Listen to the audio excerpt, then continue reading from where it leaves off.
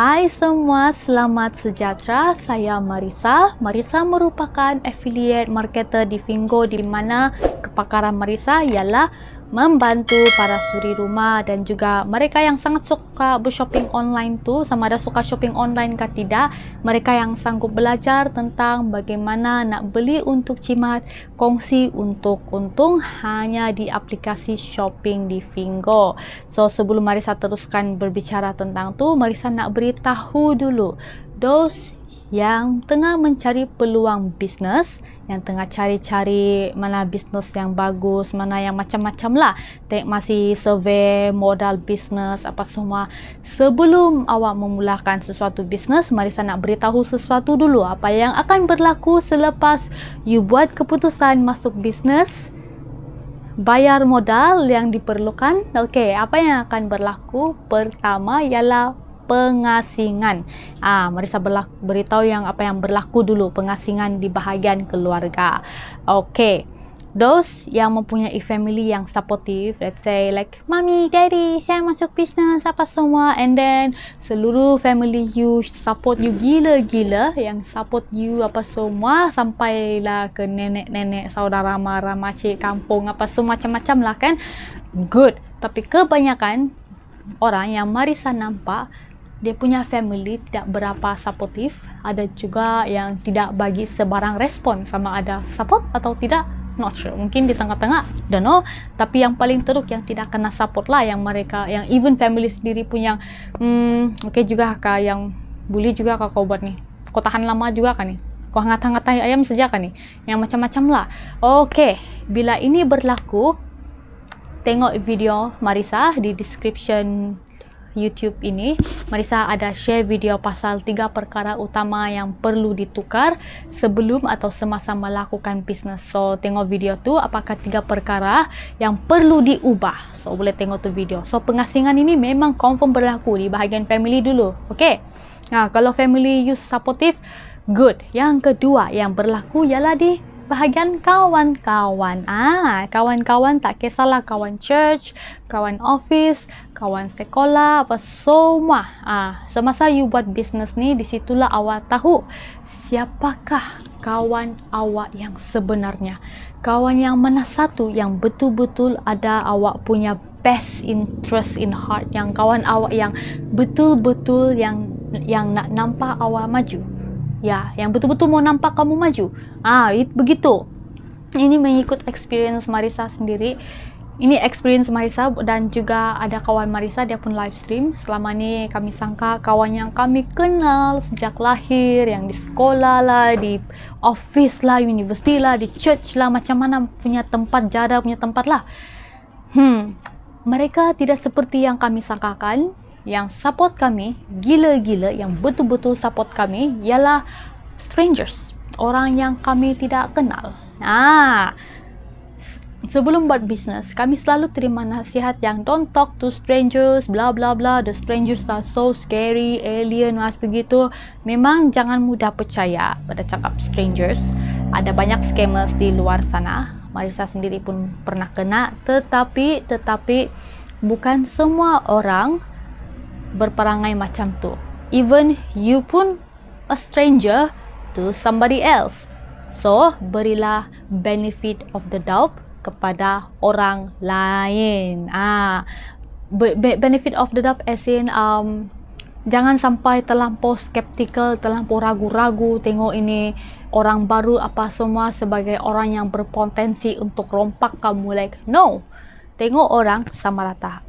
Yang Marisa experience, yang strangers tu lah yang support Marisa, kontak Marisa, tanya Marisa, minta pencerahan dari Marisa, and then kemudian berbanding yang family dan juga kawan yang you kenal sejak you lahir, bla bla bla, you explain macam mana punya pun, beritahu dia punya manfaat, mereka like seolah-olah mereka takut you akan jadi kaya. So tidak perlu bernegatif dengan mereka, just move on.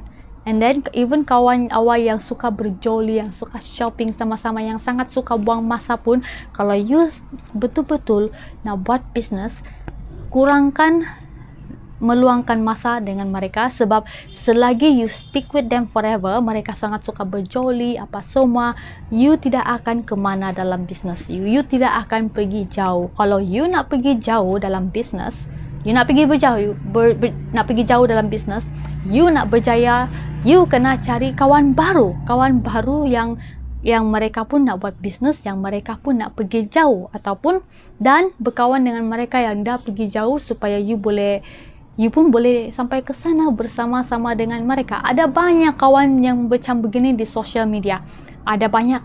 You cuma perlu look around, ambil peluang, dan juga of course jadilah kawan yang baik kepada seller yang lain. Begini, inilah pengasingan yang berlaku. Kalau yang di office ini pun ini memang berlaku. Macam contohnya, awak beritahu awak buat bisnes ni, kalau nak support just contact you, tetapi mereka membeli dari ejen lain yang mungkin saudara mara mereka lah, siapa-siapalah, walaupun you yang duluan, orang yang pertama yang memberitahu mereka, but then somehow mereka baru tahu ada ejen lain yang mereka kenal, and mereka prefer support ejen yang mereka kenal itu berbanding awak yang sebagai rakan office mereka sendiri. Just don't take it too hard. Move on. Sebab dalam membuat bisnes, jangan fokus pada circle yang kecil. Dalam bisnes, jangan fokus kepada family kau, mak, bapa, adik, apa semua, makcik, nenek, moyang. Jangan juga fokus yang dalam circle kecil ni awak punya kawan sekolah, kawan church, kawan office, kawan university, kawan main futsal. No. You buat online business, you punya fokus harus besar. Fokus awal harus besar. Luaskan you punya fokus. Jangan hanya fokus pada circle begini, sebab kalau awak punya circle kecil begini sahaja, you punya income pun akan kecil begini. Luaskan fokus awak. Luaskan. Jangan terus luaskan begitu. Luaskan, let's say kalau macam Marisa tinggal di bahagian KK, so Marisa fokus bahagian KK, lepas tu fokus juga di daerah Sabah yang di tempat lain, fokus juga di negeri yang lain yang terdekat, mengikut kita punya friend list di FB lah. Kita tengok, luaskan. Jangan kecut, tapi luaskan lebih. Dan juga dalam buat bisnes ni, itu yang pertama, pengasingan. Yang kedua, ini ada kaitan dengan video yang Marisa dah share description video ni di link sini di YouTube sini. Marisa ada share juga, tapi Marisa nak beri sedikit lah, okay? Marisa nak beri sedikit. You buat bisnes, kalau you punya leader suruh buat 4 posting sehari, you buat 8. You do more. Dalam bisnes, bukan yang buat mengikut arahan, maksud Marisa, bukan hanya buat apa yang diarahkan, yang disuruh. Bukan. You cari inisiatif sendiri. Do more. Do extra. You nak tindakan yang luar biasa, you nak result yang luar biasa, perlukan tindakan yang luar biasa. You nak result yang luar biasa, perlukan tindakan yang luar biasa. Even like sekarang, Marisa nak result yang luar biasa. So, Marisa cuba untuk konsisten share Marisa punya ilmu bisnes yang Marisa telah pelajari dan sekarang masih praktikan di video YouTube ini secara konsisten. Marisa cuba bukan sahaja di YouTube tapi juga di TikTok. Marisa nak kembangkan. Marisa nak result yang luar biasa. So, Marisa buat secara konsisten.